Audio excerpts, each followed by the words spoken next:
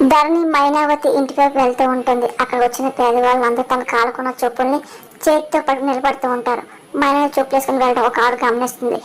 ఒకసారి చూసి చేతితో పక్కగా లాగుతుంది.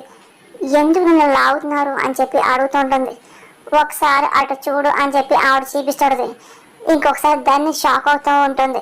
ఈ ఇంటి ముందు చెప్పులు వేసుకొచ్చే ధైర్యం నీకు ఎవరిచ్చారు? నీకు నా కోడలికి నీలాంటి వాళ్ళంటే పడదు అని చెప్పి ఛాయావతి అక్కడ వచ్చిన పేదమ్మాయిని ఒక అమ్మాయి మీద అదే పని గట్టి కేకలు పెడుతూ ఉంటుంది. అదంతా ధనుషు షాక్ అవుతుంది. అప్పుడే ఇంకా మైనావతి తన రూమ్ నుండి వస్తూ ఉంటుంది. చాలా కోపం వస్తుంది.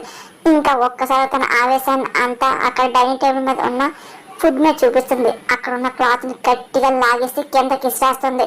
అవన్నీ చిల్లచిల్ల అయిపోతూ ఉంటాయి. ఇదేమన్నా సత్రం అనుకుంటున్నావా? ఇది మైనావతి ఇల్లు అని చెప్పి గట్టిగా కేకలు పెడుతూ ఉంటుంది. అది విన్నాం ధరణి కంగారు పడుతూ ఇంకా అలాగే మైనావతిని గమనిస్తూ ఉంటుంది.